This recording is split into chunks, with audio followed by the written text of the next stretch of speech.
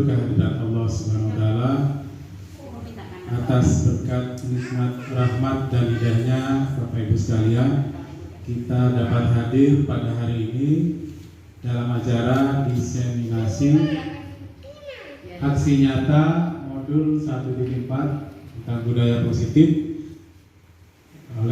nanti akan dilakukan oleh Ibu Harvina Indriani, seorang calon guru penggerak tahun 2023. Selawat serta salam semoga kita limpahkan kehadirat kita junjungan kita Nabi besar Muhammad SAW kepada sahabat kerabatnya dan juga semoga termasuk kita sekalian sampai di akhir zaman. Bapak Ibu yang kami hormati, acara diseminasi aksi nyata calon guru penggerak pada hari ini tersusun sebagai berikut. Nanti yang pertama adalah pembukaan, dan kemudian dengan sambutan oleh kepala sekolah, dan acara berikutnya adalah acara inti, yaitu pemaparan diseminasi aksi nyata calon guru penggerak tahun 2023. Menyingkat waktu, kita buka acara ini dengan pembacaan bersama-sama basmalah. Masuk di acara kedua, yaitu sambutan oleh kepala sekolah kepada yang terhormat Ibu R. Sulfa Diana MPD, kami persilakan.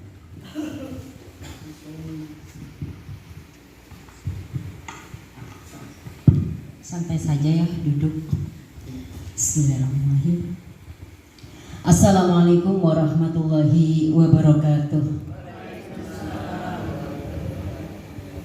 Alhamdulillah wasyukurillah wala haula wala quwata illa billahil aliyyil azim.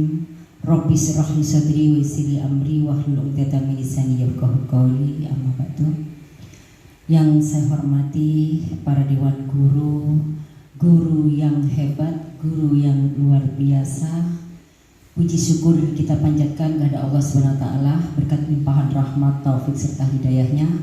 Pada siang hari ini kita masih diberi kekuatan iman, Islam dan nikmat sehat walafiat sehingga dapat hadir pada acara diseminasi yang nanti akan dipaparkan langsung oleh Ibu Harvina, yaitu calon guru penggerak angkatan ke-7.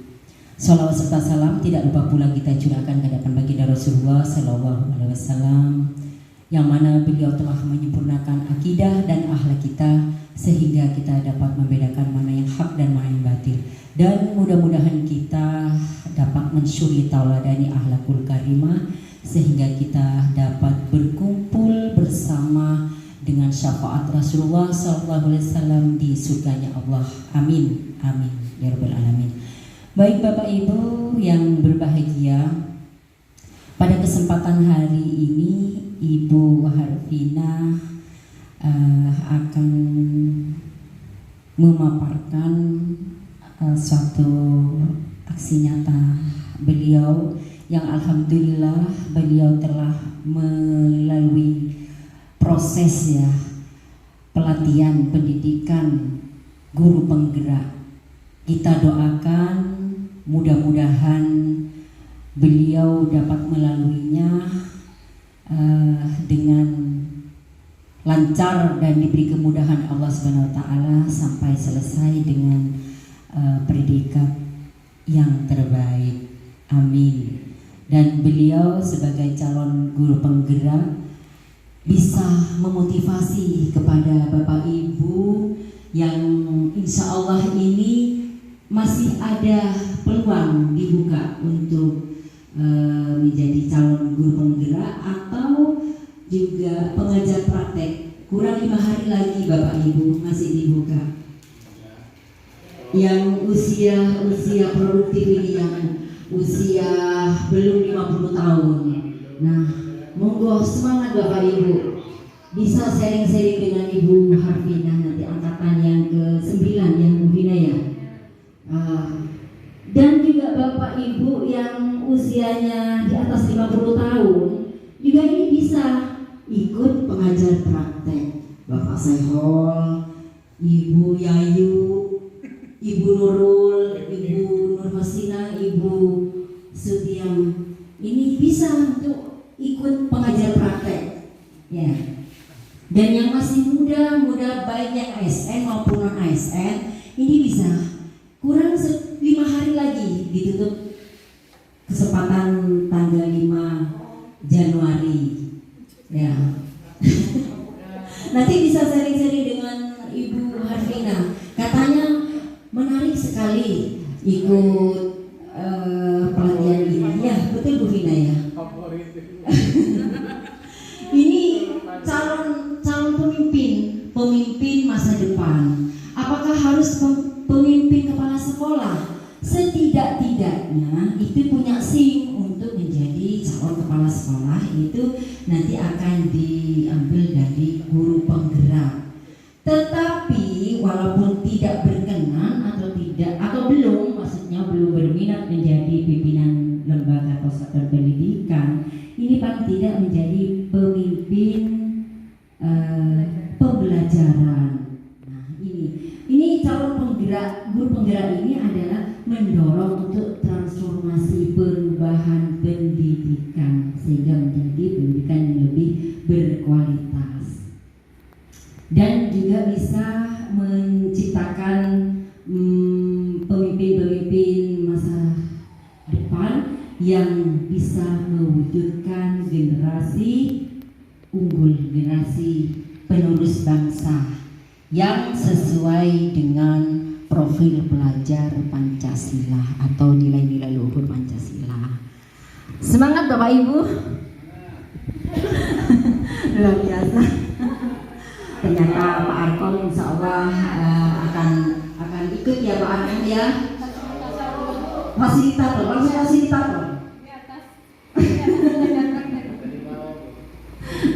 Calon guru penggerak dulu Pak, atau bisa pengajar prakteknya. Mungkin itu saja. Semangat ya, pesan untuk Ibu Harvina, tetap semangat dan mudah-mudahan diberi kesehatan, utamanya sehat walafiat. Karena apa? Ini termasuk ibadah fisik. Tidak hanya di akademisi, tidak hanya di non akademik, tapi perlu ekstra untuk menjaga kesehatan Ibu Harvina sehingga dapat atau bisa melaluinya dengan lancar. Dan kita doakan bersama, kita support bersama untuk Ibu Harvina, mudah-mudahan bisa melaluinya dengan sukses dan nilai yang terbaik. Mungkin itu saja, dan satu kali lagi ini perlu dibuka ini ya Bu Harvina, dengan pembacaan basmalah bersama-sama. Kita buka acara diseminasi ini kayaknya baru terdengar ya. Sepertinya hampir sama dengan sosialisasi atau menyebarluaskan ide gagasan atau ilmu atau wawasan kepada kita semua. Baik, kita buka acara ini dengan pembacaan basmalah bersama-sama. Bismillahirrahmanirrahim. Terima kasih, dan saya serahkan sepenuhnya kepada Ibu Harvina untuk memaparkan modul yang akan disajikan untuk kita semua. Kurang lebihnya saya mohon maaf dan terima kasih atas segala perhatiannya. Jazakallahu khairan. Wabillahi taufiq wal hidayah. Wassalamualaikum warahmatullahi wabarakatuh. Saya kembalikan lagi kepada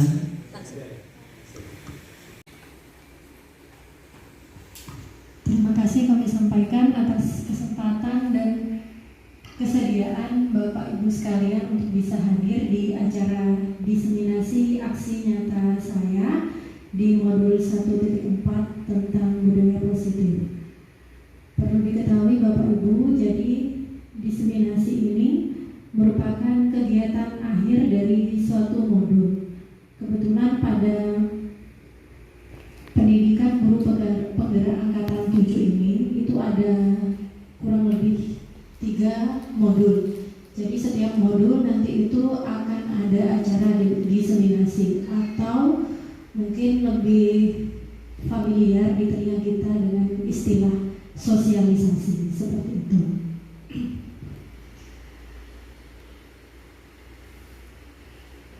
Sebelumnya Bapak Ibu, di sini akan kami perkenalkan fasilitator saya dan pengajar praktek yang membimbing saya pada pendidikan guru penggerak ini.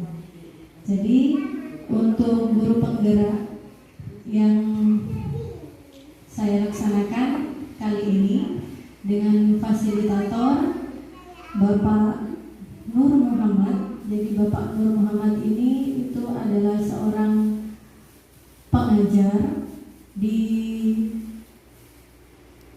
Kabupaten Sumeneb, tapi asal beliau itu dari Kabupaten Malang.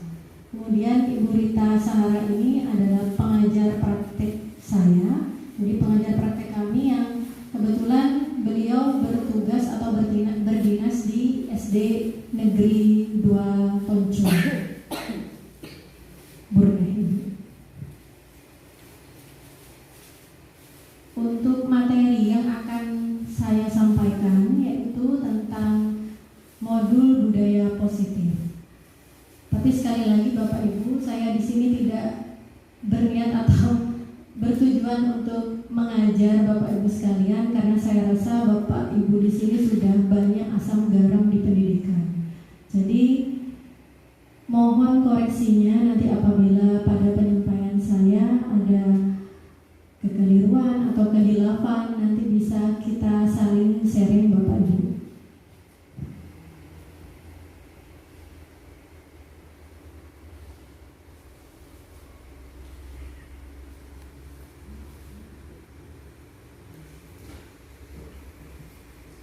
Ya, yang pertama saya akan menyebarkan tentang pemahaman dan pengalaman penerapan saya tentang budaya positif. Di sini Bapak Ibu mungkin bisa mencermati 3 hal yang ada di slide. Apakah Bapak atau Ibu setuju dengan pernyataan di slide ini? Jadi ada 3 pernyataan. Bisa terbaca dengan sempurna ya Bapak Ibu. Yang pertama, ada pernyataan hukuman dapat mendisiplinkan anak. Yang kedua, pemberian hukuman dengan hal positif seperti membaca atau membersihkan halaman sekolah dapat meningkatkan disiplin anak. Dan yang ketiga, memberikan penghargaan dapat meningkatkan motivasi belajar anak. Ya, saya mulai dari pernyataan yang pertama. Hukuman dapat mendisiplinkan anak. Kira-kira Bapak Ibu di sini apakah setuju dengan pernyataan yang pertama? Tidak. Maaf Bapak Ibu, siapa yang setuju dengan pernyataan yang pertama? Hukuman dapat mendisiplinkan anak. Tidak ada yang setuju ya? Tidak. Kenapa Bapak Ibu? Mungkin ada yang bisa menyampaikan alasannya mengapa hukuman di situ tidak dapat mendisiplinkan anak.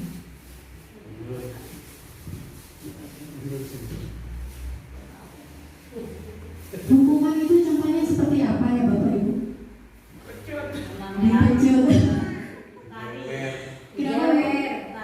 lari, dijewer, itu termasuk hukuman ya Bapak Ibu. Nah, kira-kira hal-hal yang kita sebutkan tadi seperti lari, dijewer, dicubit itu kurang tepat untuk mendisiplinkan anak. Mungkin ada yang bisa memberikan alasan? Mari, mungkin saya berdiri aja ya Bapak Ibu, biar lebih santai, lebih rileks.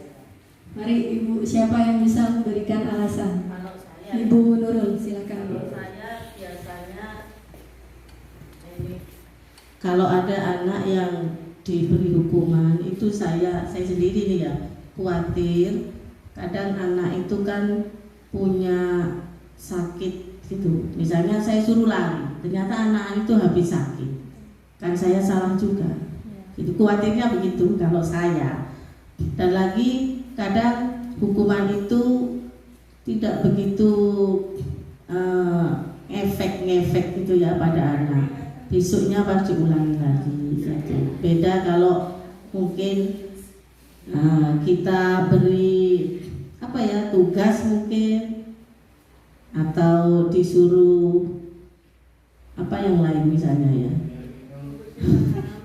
membersihkan halaman itu ya tidak boleh terlalu berat juga, bukan anak yang ringan-ringan begitu. Mungkin itu. Terima kasih Bu Nurul. Kita lanjut ke pernyataan yang kedua Bapak Ibu. Pemberian hukuman dengan hal positif seperti membaca, membersihkan halaman sekolah, contohnya pada siswa yang terlambat, ya, itu dapat mendisiplinkan anak. Jadi ini hukumannya mungkin lebih ringan, lebih baik, atau hukuman positif ya, Bapak Ibu. Setuju? Setuju. Siap. Oh ya, Bu Suti silakan.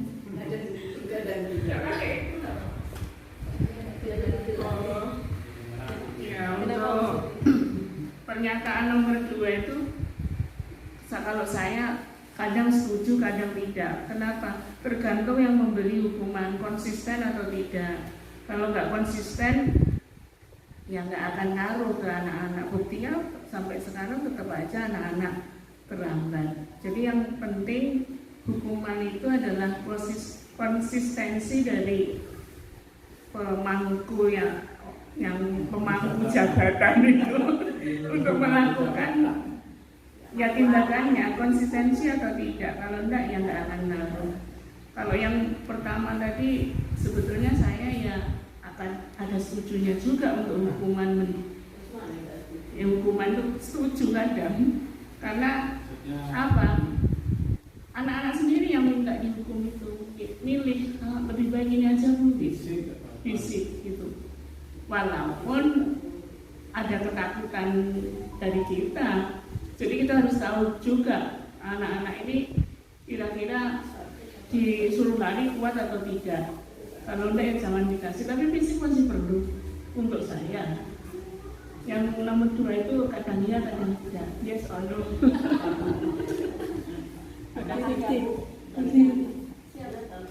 Ya, terima kasih. Luar biasa mengapresiasi Ibu Sutien dan Ibu Nurul. Kalau menurut saya,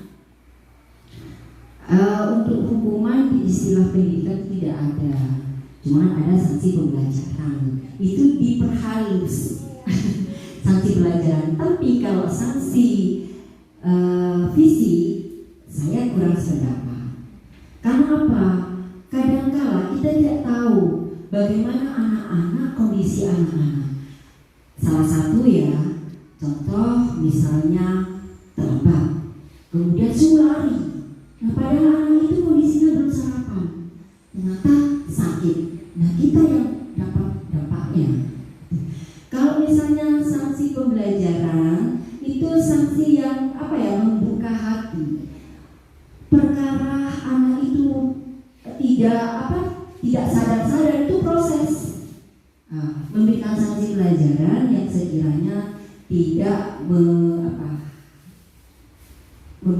istilahnya sakit hati lah gitu. Ini kan namanya proses.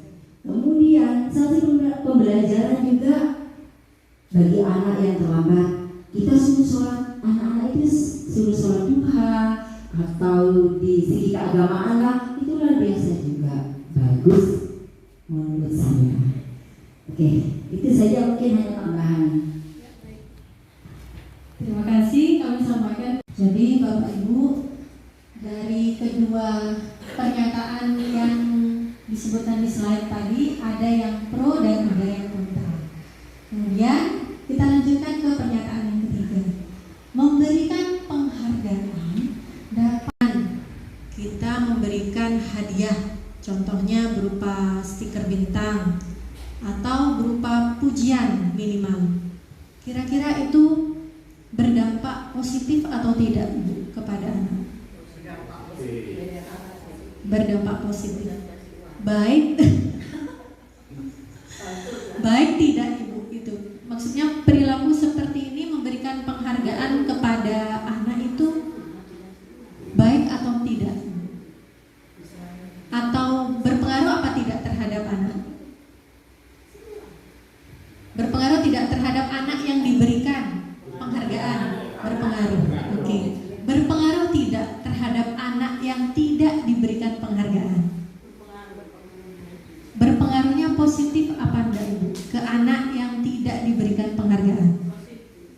positif. Paling dia boleh gitu lagi kan gitu ya. Ya. Lagi. Ya, sebenarnya 3 pernyataan ini mungkin sering kita lakukan. Saya sering, Bapak Ibu juga mungkin pernah melakukan. Tapi ternyata Bapak Ibu, di balik apa yang kita lakukan ini itu ada dampaknya. Dan setelah saya mengikuti pendidikan guru penggerak ini, sebenarnya saya tertampar dengan ketiga kegiatan yang saya lakukan ini. Kira-kira apa ya? Nanti akan kita bahas ya pada saat diseminasi atau isi dari acara ini. Kita lanjutkan lagi Bapak Ibu. Nah, pada modul yang pertama atau submodul yang pertama yaitu saya belajar tentang filosofi KHD atau Ki Hajar Dewantara. Nah, di sini pada konsep filosofi Ki Hajar Dewantara kita harus mengedepankan siswa, memanusiakan manusia. Kira-kira kalau hukuman itu dikatakan memanusiakan manusia apa enggak, Bu?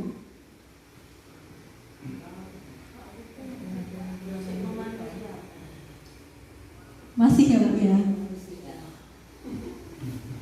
Ya, jadi di sini kita belajar untuk konsep tentang filosofi Ki Hajar Dewantara. Kita harus mendahulukan kepentingan siswa. Kita harus mengedepankan siswa sesuai dengan kodrat alam dan kodrat zamannya. Dan juga saya pada modul yang terakhir ini mempelajari tentang konsep budaya positif yang ada hubungannya tentang peraturan yang ada di sekolah. Jadi adanya peraturan yang ada di sekolah ini Bapak Ibu ternyata banyak dampaknya. Dan setelah dikaji lebih dalam, penerapan peraturan ternyata lebih condong ke arah negatif. Bagaimanakah solusinya? Kita temukan setelah mempelajari atau kita setelah sharing materi hari ini. Ya, Bapak Ibu, di sini ada permainan. Ada si A dan ada si B. Bapak Ibu, saya minta saling ini ya, berpasangan ya Bapak Ibu. Kita ada permainan. Di sini ada ibu dan bapak dan ibu, dan ada juga teman yang ada di sebelah. Bapak dan ibu boleh menyobek secari kertas kecil. Ya, di situ Bapak Ibu bisa menuliskan benda-benda atau hal-hal kesayangan Bapak dan Ibu. Kemudian letakkan di salah satu tangan, genggam erat ya benda kesayangan Bapak Ibu yang sudah dituliskan di selembar kertas ya menjadi sebuah kepalan. Kemudian setelah menjadi sebuah kepalan, teman yang di samping Bapak atau Ibu dengan sekuat tenaga berbagai cara meminta Bapak dan Ibu untuk membuka kepalan tangan. Bisa ya Bapak Ibu ya? Salah satu misalkan ya, di sini ada Ibu Suti dan Ibu Sulfa yang kebetulan saling berdekatan. Nah, Bu Suti misalkan, coba Bu Suti ya, di sini ada secari kertas. Bu Suti bisa menuliskan benda kesayangan apa yang kira-kira disenangi Bu Suti. Apa Bu Suti kira-kira? Nggak punya benda. Warna merah. Apa? Betul. Boleh. Boleh ya warna merah. Guna merah ya Pak saya. Merah apa pink Pak? Ah, ini Bapak Ibu kira-kira ternyata benda kesayangan Ibu Indra yang berwarna merah, yang gambarnya penari dan ada bayangannya siapa itu Mbak Indra? Presiden Soekarno dan Hatta. Ini benda Oke, kesayangan siap. saya. Tapi kalau dikecilin dirobek boleh nggak Indra? Oh, jangan sayangku, cintaku, jangan. Baik, kita kembali lagi ke Bu Suti. Bu Suti sudah bisa diraba, dielus boleh Bu? Boleh.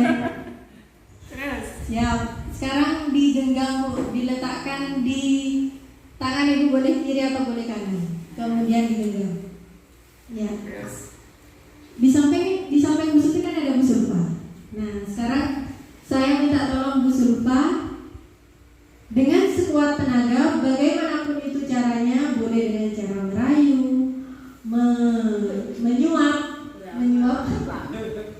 membujuk ya, atau mengancam, atau langsung membuka tangannya, silakan Bu. Kira-kira Bu Suti mau tidak membuka genggaman tangannya? Jadi Bu Sulfa berusaha sekuat tenaga agar Bu Suti itu mau membuka genggamannya, mau diambil. Bu Suti, apa yang kira-kira Ibu Suti lakukan terhadap benda kesayangannya itu jikalau Ibu Sulfa itu ingin mengetahuinya atau mengambilnya? Mari Bu Sulfa, apa yang Ibu Sulfa lakukan? Silakan. Saya dulu pendekatannya ya, pendekatan dengan Bu Suti, saya kipas biar fresh dulu. Iya. Bu Suti, boleh enggak Bu Suti saya lihat benda itu? Ini Kok Bu, ini saya agak beda dengan yang lain. Ini boleh?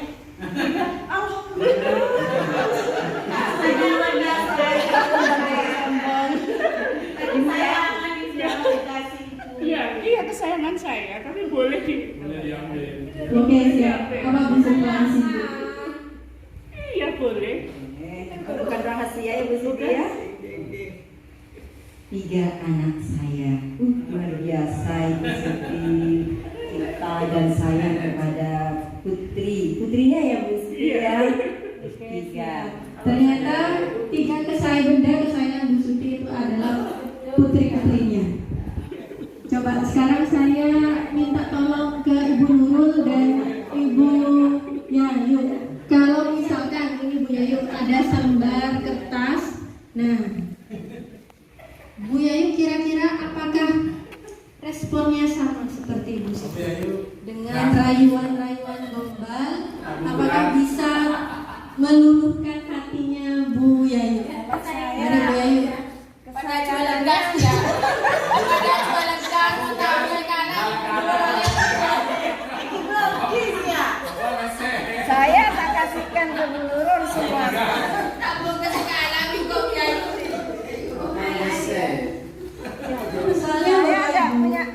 Soalnya respon terhadap benda kesayangan itu beda-beda Bapak Ibu. Ada yang tadi kalau Bu Suti mungkin putra-putrinya, kalau Ibu Yayu nanti beda lagi, bisa benda, bisa barang atau barang, bisa orang, bisa apapun gitu. Tapi putrinya itu kalau diminta orang memang harus Iya. Jangan sampai digenggam terus, harus dikasih tuh Bu, kalau misalnya. Kalau diminta orang kan dikasih. Apa ya Kalau kesayangan sampai saya? dikasih. Ya silakan Bu Yayu tuliskan benda kesayangannya. Saya sendiri. LPG. Nanti Bu Nurul boleh Bu dengan segala cara Bu, nggak mempan dengan rayuan, dengan cara mungkin menyuap dengan lembar-lembar merah juga nggak apa-apa. Bu Nurul. Boleh dengan cara kalau tidak mempan juga kekerasan, kira-kira bisa nggak? Suami tidak punya. Punyanya tabung terakhir. Rumah tidak punya. Apa kan kesayangan ya? Tabung gas ya. Kira-kira yang benda kesayangan itu Kalau sayang cek ibu kini kok. yang sering bikin kita kangen cepet-cepet pulang itu apa? Enggak ada. Enggak ada yang diharapkan untuk saya. Apa ya? Tidak punya harapan. Bu Rondi. Saya kesayangannya suami. Tidak harus orang Bu. Nah kayak Bundra tadi kan benda Iya. juga bisa Bu.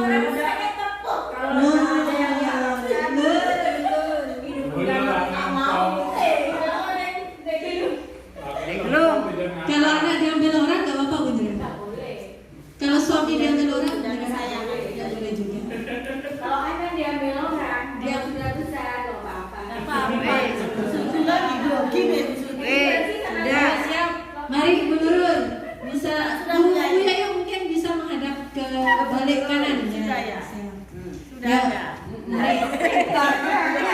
Bu Nurul bisa berbagai cara ya Bu Nurul ya. Kalau melakukan rayuan seperti Ibu Lupa tadi boleh disuap boleh atau diambil langsung di tangannya kalau bisa. Bisa diusahakan tidak apa-apa, silakan dilakukan Bu Nurul. Ya, silakan Bu. Dipaksa. Ada lapangan aja. Dia dipaksa. Jangan. Mau diambil. Jam ipar. Oh, ngarek jam banyak. Bawa ke lapangan Bu Nurul. Jangan. Ajak ke lapangan duel. Nah, materi ini tuh sebenarnya bisa untuk mencari solusi. Sungguh mau ngambil. Oh, punya aku diambil. Enggak boleh. Yang berharga apa punyanya? Berarti rayuan tidak mempan Bu. Sekarang ya tips yang kedua apa? Nah, sobat kira-kira mau apa enggak? Enggak mau. Kira-kira cara lain Bu? Bisa dengan ancaman juga boleh Bu. Kalau enggak ngasih nanti pulang ya. Mau belum? Oh, ancamannya Budayu gampang. Golongan anak kasih. Kalau ngoreng. Oh iya wes ini. Baju sangat berharga berarti. Ya, kasih berharga. Saya buka kan. Ternyata Bu Yayu luluh juga ternyata. Gampang ya bisa memberikan hal-hal yang kita sayang kepada orang lain. Itu ke saya sampean. Apa yang berharga? Pece. Ya, ternyata ada beberapa cara ya Bapak Ibu, berbeda-beda antara satu dengan yang lainnya supaya bisa untuk memberikan hal-hal atau benda-benda kesayangan kepada orang lain. Jam ipar. Ya.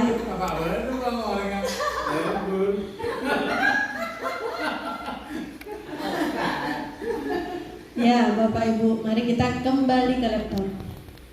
Nah, ini ada pertanyaan. Siapakah yang sesungguhnya memegang kontrol, yang menutup kepalan tangan, atau yang berusaha dengan segala cara untuk membuka kepalan tangan rekannya? Kira-kira siapa Bapak Ibu yang memegang kontrol? Pada kasus Ibu Suti dengan Bu Sulfa tadi, kira-kira yang memegang kontrol itu Bu Suti atau Bu Sulfa? Yang memegang kontrol siapa Bu? Bu Suti ya? Suti. Kalau kasusnya Bu Yayu dengan Bu Nurul yang memegang kontrol siapa? Yayu. Bu Yayu. Berarti yang memegang kontrol ini yang memegang benda kesayangan atau yang memiliki benda kesayangan. Ya. Sebenarnya Bapak Ibu yang bisa mengetahui jawabannya itu adalah kita sendiri. Ya, yang memegang kontrol atas kepalan tangan ya seperti Bu Yayu dengan Bu Suti tadi. Apakah kita mau membuka atau mau mempertahankan kepalan tangan kita? Itu bergantung kepada diri kita masing-masing. Sesuai dengan kebutuhan dasar kita pada saat itu. Nah, mungkin tadi seperti kasusnya Bu Suti dengan Ibu Sulfa, karena Bu Suti mungkin di kesehariannya pada saat-saat ini itu kurang adanya pujian, kurang adanya elusan sayang, sehingga dengan adanya pujian atau elusan sayang dari Ibu Sulfa, ternyata Ibu Suti bisa luluh. Nah, berarti Ibu Suti itu kurang kebutuhan dasar apa? Kasih sayang. Coba Bu Suti tadi tidak membuka kepalan tangannya tadi setelah diberikan pujian-pujian sama Bu Sulfa. Kemudian Bu Sulfa memberikan selembar kertas berwarna merah. Berarti pada saat itu kalau misalkan Bu Suti membuka kepalan tangan, itu artinya Bu Suti sedang butuh apa Bapak Ibu? Sedang butuh apa Bapak Ibu? Butuh kasih sayang tadi. Nah, kalau tadi setelah dipuji-puji ternyata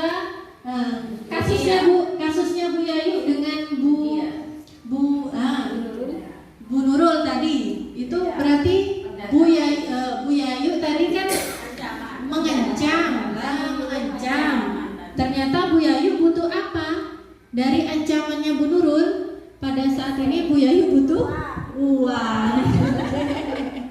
Kebutuhan dasar mungkin yang utama saat ini untuk Bu Yayu. Jadi masing-masing orang berusaha dengan sekuat tenaga itu mempertahankan apa yang menjadi miliknya, dan sewaktu-waktu bisa memberikan benda-benda kesayangannya itu tergantung dari kebutuhan dasar apa yang pada saat ini dibutuhkan. Oke, kita lanjut lagi. Di sini ada perubahan paradigma teori kontrol. Yang pertama, di sini ada ilusi guru mengontrol murid. Ya, mungkin ini bisa terjadi pada saya sendiri dan mungkin di keseharian Bapak Ibu ketika mengajar lebih banyak mengontrol murid. Murid harus seperti ini.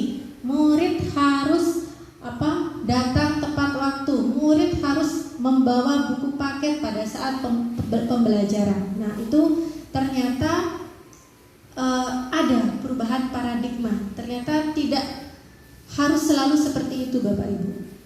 Yang kedua, ada ilusi bahwa kritik dapat membuat orang merasa bersalah, dapat menguatkan karakter. Kadang Bapak Ibu misalkan pada saat kita mengajar, anak-anak, tolong anak-anak jangan rame, tolong diam, nanti ibu yang dimarahi ibu kepala sekolah. Nah, itu adalah cara kita untuk membuat anak didik kita itu merasa bersalah. Nah, itu juga ternyata kurang tepat, Bapak Ibu. Ilusi bahwa semua penguatan positif, efektif, dan bermanfaat. Contohnya memberikan penghargaan berupa pujian minimal, itu ternyata ada paradigma baru terkait itu. Tidak semua penguatan positif ini efektif untuk siswa. Kemudian ilusi bahwa orang dewasa memiliki hak untuk memaksa. Nah, mungkin kita Bapak Ibu ini kecenderungan memaksa itu ada karena kita merasa kita lebih dewasa, kita lebih berpengalaman, lantas kita mudah untuk memaksa siswa untuk melakukan hal yang kita inginkan. Nah, di sini ada perubahan paradigma. SR itu adalah stimulus respon ke teori kontrol. Siapa sesungguhnya yang memiliki kontrol? Yang pertama, pada teori stimulus respon itu ada realitas, ternyata menyatakan kebutuhan kita sama. Ya, ternyata pada teori kontrol kebutuhan kita, jadi kebutuhan guru dengan siswa itu pada dasarnya tidak sama atau berbeda. Kemudian semua orang melihat hal yang sama. Nah, ini juga kurang baik dan biasanya sering kita lakukan. Padahal kita tahu setiap orang itu memiliki gambaran atau motivasi yang berbeda-beda. Hal lain pada teori kontrol yang menyatakan bahwa kita berusaha memahami pandangan orang lain tentang dunia. Kemudian selanjutnya, orang lain bisa mengontrol saya. Padahal yang sebenarnya bisa mengontrol adalah diri kita sendiri. Jadi yang perlu kita tanamkan itu adalah Bapak Ibu motivasi. Kita di sini sering berpikir menang dan kalah. Padahal sebenarnya yang harus kita tanamkan yaitu adalah model berpikir menang dan menang.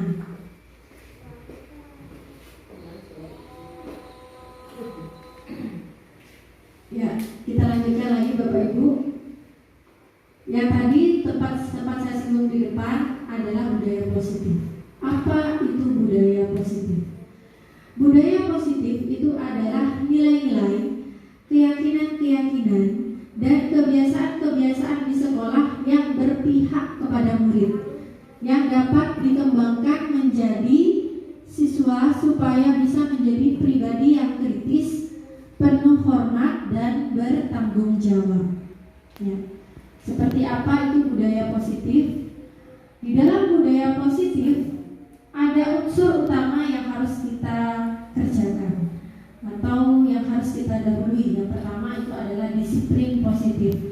Nah, disiplin positif adalah unsur utama supaya bisa terwujud budaya positif. Budaya positif ini khususnya bisa kita lakukan di dalam kelas ataupun di sekolah. Disiplin diri berarti mereka bisa bertanggung jawab terhadap apa yang dilakukan karena mereka mendasarkan tindakan mereka pada nilai-nilai kebajikan universal. Yang dimaksud kebajikan universal ini kalau di kurikulum Merdeka Bapak Ibu itu ada profil pelajar Pancasila. Masih ingat ya Bapak Ibu ya? Ada berapa nilai Bapak Ibu? Ada 6 nilai. Nah, sebenarnya disiplin positif ini merupakan cara kita supaya kita bisa mengontrol diri. Bagaimana bisa menguasai diri untuk memilih tindakan yang mengacu pada nilai-nilai yang kita hargai. Jadi supaya bisa timbul motivasi intrinsik. Nah, ini adalah nilai kebajikan universal. Yang pertama ada nilai beriman, bertakwa kepada Tuhan yang Maha Esa dan berakhlak mulia. Yang kedua nilai mandiri. Ketiga bernalar kritis. Yang keempat berkebinekaan global. Yang kelima bergotong royong, dan yang keenam adalah kreatif. Azan ya Bapak Ibu. Ya, kita break dulu. Ada 2 pertanyaan lagi. Mengapa kita memiliki peraturan tentang penggunaan helm pada saat mengendarai kendaraan roda 2? Apa jawabannya Bapak Ibu? Aman, supaya bisa selamat, bukan takut ditilang Bapak Ibu. Bukan.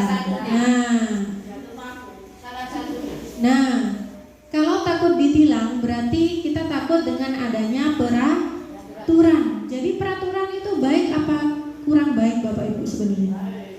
Baik. Baik untuk mengontrol gitu ya Bapak Ibu. Tapi akan lebih baik jika adanya apa Bapak Ibu? Bagus, betul. Itu artinya kita sudah memiliki motivasi intrinsik. Kita sudah sadar, kita sudah yakin. Yang kedua, mengapa kita memiliki peraturan tentang penggunaan masker dan mencuci tangan setiap saat? Menjaga kesehatan bagus, dan juga untuk keselamatan kita ya, terutama pada saat pandemi. Nah, kalau kita meyakini yang keduanya ini, nilai keselamatan dan nilai kesehatan, itu berarti kita sudah yakin. Timbul apa Bapak Ibu? Keyakinan. Nah, ini yang harus kita tanamkan kepada anak didik kita. Ya, keyakinan itu harus kita tanamkan kepada anak didik kita. Jadi sebenarnya yang bukan peraturan Bapak Ibu. Mungkin diksinya kita ubah dari peraturan menjadi keyakinan. Lebih baik kita mengubah pernyataan, jadi kata-kata peraturan sekolah menjadi keyakinan sekolah. Karena secara psikologis ini akan apa ya Bapak Ibu? Akan akan mengolah pola pikir kita. Kalau peraturan, anak pasti akan takut, akan ada hukuman, dampak-dampak negatif. Kalau keyakinan itu secara psikis atau secara psikologis itu menjadi kebutuhan dasar bagi anak itu, bahwa kalau kita tidak melakukan keyakinan ini pasti akan ada konsekuensi. Nah, di kurikulum Merdeka ini diupayakan kita mengubah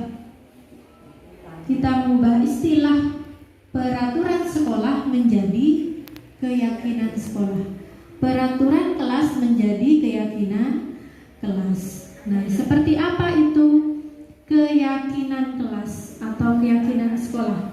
Jadi kalau di dalam kelas kita kenal adanya keyakinan kelas, kalau di dalam lingkup sekolah kita kenal dengan keyakinan sekolah. Keyakinan seseorang akan lebih memotivasi seseorang dari dalam. Peraturan tertulis tanpa makna.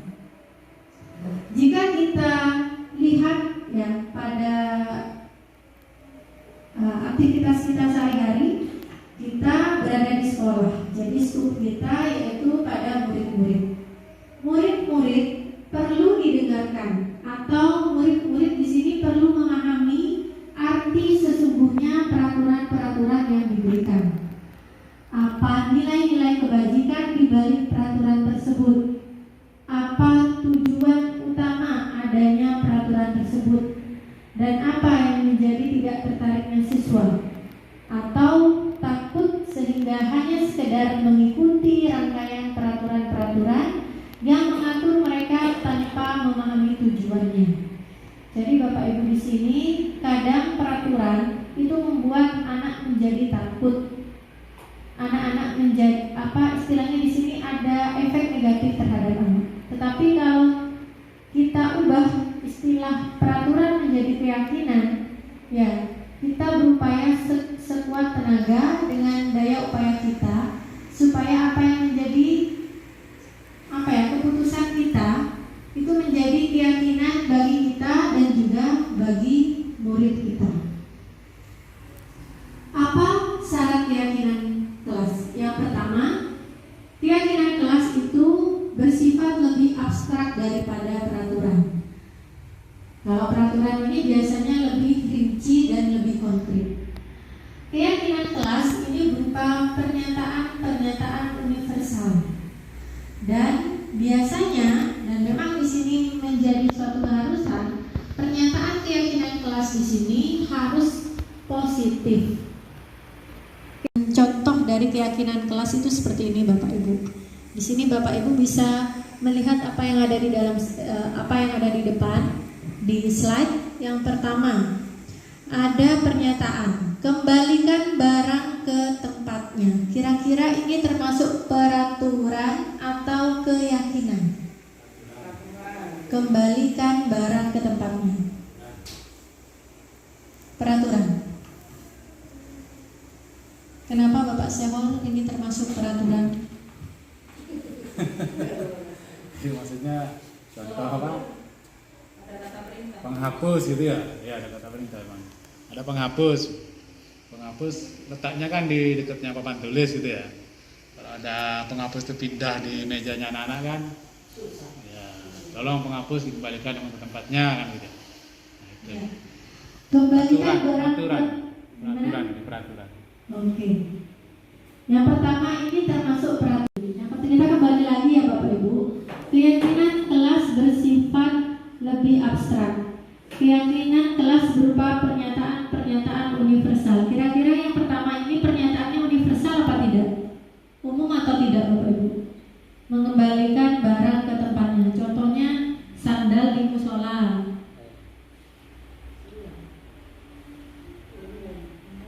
Umum ya Bapak Ibu. Jadi ini termasuk apa? Termasuk keyakinan kelas. Ya. Oke. Yang selanjutnya, kenapa keyakinan kelas? Karena mengembalikan spidol ke tempatnya. Kalau kita menggunakan istilah universal, ini artinya kita sudah menerapkan keyakinan kelas. Tidak perlu terlalu detail Bapak Ibu untuk keyakinan kelas. Yang jelas anak-anak itu sudah paham yang dimaksud apa pada pernyataan tersebut. Selanjutnya, dilarang mengganggu orang lain. Ini termasuk peraturan atau pernyataan atau keyakinan? Dilarang. Peraturan. Kalau di sekolah. Kita kembali lagi ya Bapak Ibu di syarat keyakinan kelas. Di sini syaratnya keyakinan kelas senantiasa dibuat dalam bentuk positif. Berarti keyakinan Keyakinan semua tadi. Dilarang berarti ini Ayo. termasuk kalimat positif atau kalimat negatif Bapak Ibu? Ibu Indra selaku guru bahasa ini kalimat positif atau kalimat negatif? Bu Indra. dilarang. Jadi sebenarnya ini tidak bisa digunakan sebagai pernyataan pada keyakinan kelas. Jadi keyakinan kelas itu diupayakan pernyataannya harus positif. Hadir di sekolah 15 menit sebelum pembelajaran dimulai. Ini detail ya Bapak Ibu. Detail, terlalu detail. Ya. Sehingga akan lebih baik ketika hadir ke sekolah tepat waktu. Dilarang, wah ini tidak ya Bapak Ibu. Siap. Dilarang menggunakan narkoba. Pernyataan keyakinan atau bukan? Kalimatnya Bu. Kalimat positif itu yang harus ada pada keyakinan kelas. Bergantian atau ini termasuk pernyataan keyakinan. Dilarang merokok.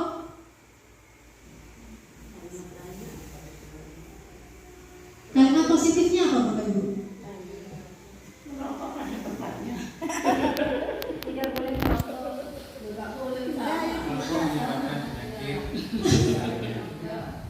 Apa Bapak Ibu? Merokok pada tempat. Mengganggu kesehatan tubuh dan mengganggu kesehatan orang lain. Nah, bagus Bu.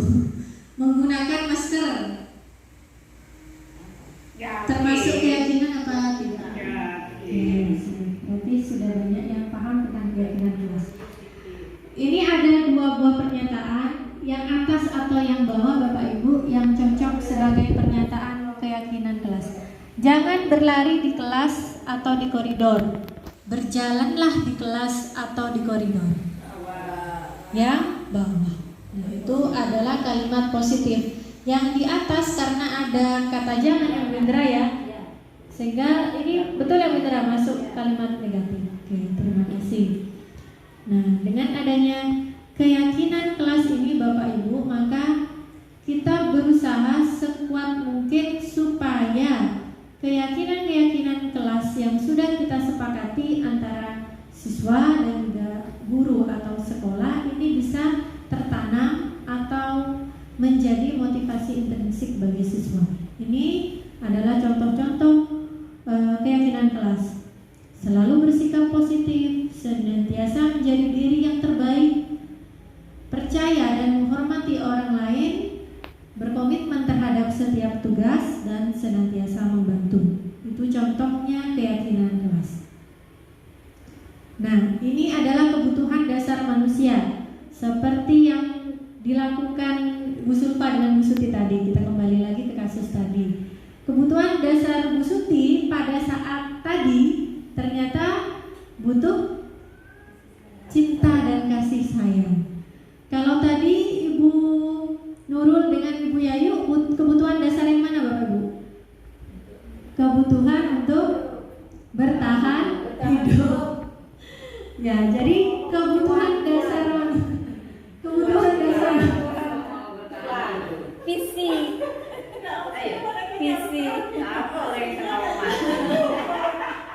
Karena Bu Yayu sudah. Ya, karena tadi Bu Yayu bisa memberikan hal yang dicintainya pada saat Bu Nurul menawarkan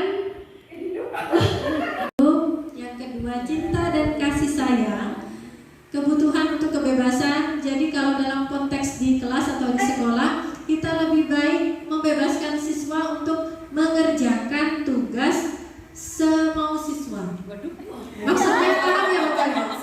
Bukan semau siswa itu seperti apa. Jadi kita memberikan tugas, contohnya saya ya Bapak Ibu, ini pelajaran prakarya. Jadi di pelajaran prakarya itu ada materi topik tentang budidaya.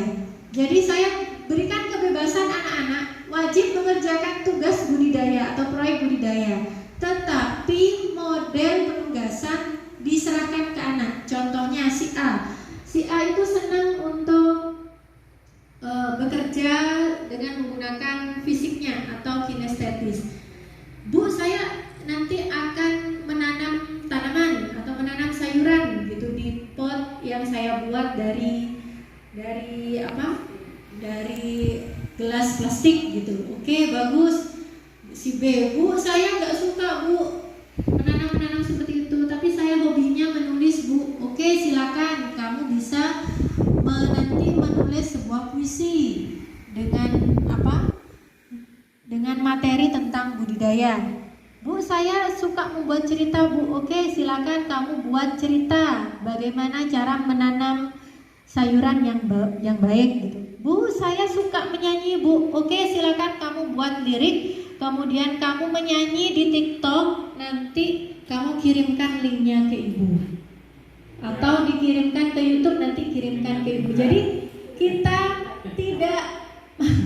tidak lepas dari tugas atau materi tanggung jawab kita Bapak Ibu sebagai seorang guru untuk menyelesaikan materi, tetapi akan lebih baik untuk bagaimana cara menyelesaikannya itu kita berikan kepada anak. Ujian, bebas buka buku. Menyenangkan. Nah, betul. Nah, ini kita kembali lagi kepada kesenangan. Nah, kita kembali lagi pada kesenangan siswa, Bu. Kadang Bu, kita misalkan ya, kalau saya juga pernah mengajar IPA. Kalau dikasih soal hitungan gitu ya, Bu ya, kadang anak-anak itu males. Bu, saya nggak bisa Bu hitungan gitu. Nah, cara seperti itu mungkin kita bisa alihkan ke metode belajar yang lebih disukai anak-anak. Mungkin kalau tidak dengan diajarkan, kalau matematika menghitung secara, nah, berbelanja ke minimarket bisa itu Bu menjadi tugas proyeknya anak. Nah, contohnya seperti itu. Ya, oke. Yang kelima adalah kebutuhan dasar kekuasaan. Yang terakhir Bapak Ibu, yang terakhir. Oke, siap. Yang terakhir adalah tentang segitiga restitusi. Kita kembali lagi ke siswa yang terlambat tadi. Contoh kasusnya ya, Bu ya, siswa yang terlambat. Ada yang menyarankan untuk memberikan hukuman berlari di lapangan. Ada yang lebih setuju dengan cara memberikan tugas sholat duha. Ada yang tadi memberikan saran untuk membersihkan halaman sekolah. Ada solusi yang ditawarkan. Solusi yang ditawarkan yaitu adalah dengan adanya segitiga restitusi. Nah, segitiga restitusi ini apa yang dimaksud dengan segitiga restitusi? Segitiga restitusi ini adalah cara atau usaha kita sebagai pendidik, ya, bagaimana bisa kita menawarkan kepada anak didik kita solusi. Jadi solusinya itu kita rembuk, kita cari bersama-sama dengan siswa. Kalau saya sendiri Bapak Ibu, biasanya sebelum belajar tentang segitiga restitusi, itu apa katanya saya? Bisa menjadi pemimpin pembelajaran yang baik, atau seperti kita jelaskan tadi, berperan sebagai manajer, kita bisa menerapkan segitiga restitusi. Ada 3 langkahnya Bapak Ibu. Yang pertama adalah menstabilkan identitas. Yang kedua, validasi tindakan yang salah. Yang ketiga, menanyakan keyakinan. Jadi kalau tadi pemberian hukuman itu atas dasar keinginan kita atau peraturan di sekolah, kalau segitiga restitusi ini kita mencari jalan alternatif yang buat saya dan buat anak didik tadi yang melanggar keyakinan kelas atau keyakinan sekolah itu sama-sama baik untuk guru baik, untuk si anak juga baik, dan harapannya si anak ini bisa menyadari kesalahannya atau kekeliruannya. Contohnya seperti ini Bapak Ibu, menstabilkan identitas. Pada saat menstabilkan identitas, misalkan si A datang terlambat. Nah, kita ajak rembuk dulu, kita cari solusinya, kita stabilkan identitasnya dengan kalimat apa? Dengan kalimat setiap orang pasti pernah melakukan kesalahan. Nah, supaya kita tuh tidak langsung menjudge, tidak langsung menghukum si anak kita, dinginkan dulu si anak. Baik nak, Cong, Setiap anak pasti melakukan kesalahan. Tidak hanya kamu, ibu juga pernah melakukan kesalahan. Teman-temanmu yang lain juga pernah melakukan kesalahan. Nah, ini supaya apa? Supaya si anak itu tidak merasa bahwa kesalahan ini itu adalah kesalahan yang saya lakukan. Ternyata yang lain itu juga pernah melakukan. Artinya lebih meringankan beban si anak. Atau dengan kalimat, kamu bukan satu-satunya orang yang pernah melakukan hal ini. Nah, ini adalah kalimat menstabilkan identitas. Setelah menstabilkan identitas, tindakan kita pada saat ingin menyelesaikan permasalahan siswa, yaitu dengan memvalidasi tindakan yang salah. Nah, Nduk, Cong, kamu tentu punya alasan mengapa kamu melakukan hal itu. Nah, seperti yang dikatakan oleh Ibu Sulfa tadi atau Ibu Suti tadi, kita kadang tidak tahu alasan apa yang membuat anak itu bermasalah atau berkasus. Contohnya siswa yang telat tadi, bisa jadi di tengah jalan bannya bocor. Kita kan tidak tahu. Kalau saya dulu ya Bapak Ibu, kalau ada anak yang terlambat langsung itu dibersihkan dulu sampahnya yang ada di sekitar sekolah gitu. Nah, ternyata Bapak Ibu setelah menstabilkan identitas, tindakan selanjutnya yaitu kita menanyakan, kira-kira alasan apa yang membuat kamu seperti ini? Apa? Adakah cara yang lebih efektif untuk mendapatkan hal yang kamu butuhkan? Kenapa Mas, kamu kok bisa terlambat? Ditanyakan dulu. Oh Bu, saya terlambat karena saya bangunnya kesiangan. Contohnya seperti itu. Oh Bu, ternyata saya terlambat karena ban saya pecah. Kita seharusnya sudah membuat suatu keyakinan kelas atau keyakinan sekolah. Nah, dengan adanya keyakinan kelas dengan keyakinan sekolah, anak-anak itu akan terbuka, Bapak Ibu. Kita tanyakan, keyakinan kelas apa yang telah kita sepakati? Kita kan tadi sudah membuat keyakinan kelas ya Bapak Ibu. Kita apa tadi keyakinan kelasnya? Hadir tepat waktu, hadir ke sekolah ataupun hadir pada saat jam pembelajaran. Nah, setelah kita menanyakan, kenapa kamu kok bisa terlambat Nak? Bu, ban saya pecah, atau Bu, saya kesiangan, bangun kesiangan. Oh, keyakinan kelas apa yang telah kita sepakati? Apakah kamu masih ingat Nak? Ya Bu, saya ingat, misalnya seperti itu. Keyakinan kelas yang mana? Hadir, setiap siswa hadir ke sekolah tepat waktu. Nah, kira-kira kalau seperti itu, apakah kamu sudah melakukannya? Belum Ibu. Nah, kalau belum melakukannya, kira-kira apa yang akan kamu lakukan berikutnya? Bagaimana Bapak Ibu? Kira-kira si anak akan menjawab apa?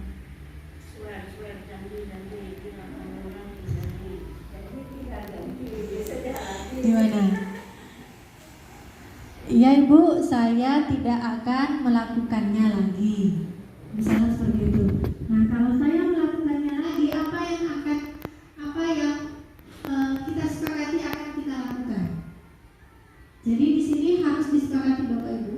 Kalau kamu melakukannya lagi atau kalau dilakukan lagi kesalahan ini, maka akan ada panggilan orang tua. Nah, itu akan lebih mengena kepada siswa, akan lebih tertanam motivasi intrinsik bagi siswa. Nah, itu salah satu solusi bagaimana menyelesaikan permasalahan di sekolah dengan segitiga restitusi. Mungkin itu yang bisa saya sampaikan Bapak Ibu terkait dengan budaya positif yang ada di sekolah. Jadi diupayakan kita mengubah ya Bu ya peraturan sekolah dengan keyakinan sekolah, dan diupayakan pada saat menyelesaikan permasalahan siswa kita tidak berperan sebagai penghukum, pembuat merasa bersalah, tetapi lebih baik kita berperan sebagai manajer. Kita sama-sama mencari solusi bagaimana supaya ada solusi dari permasalahan. Dan diharapkan akan timbul motivasi intrinsik bagi siswa. Begitu Bapak Ibu yang bisa saya sampaikan untuk diseminasi kali ini. Ada yang ingin ditayangkan Bapak Ibu?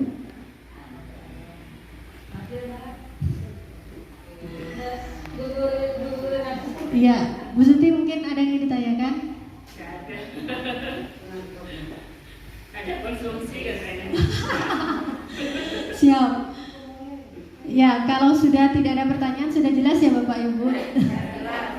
Baik, terima kasih saya sampaikan kepada Bapak Ibu sekalian yang sudah menyempatkan diri untuk bisa hadir pada diseminasi saya kali ini.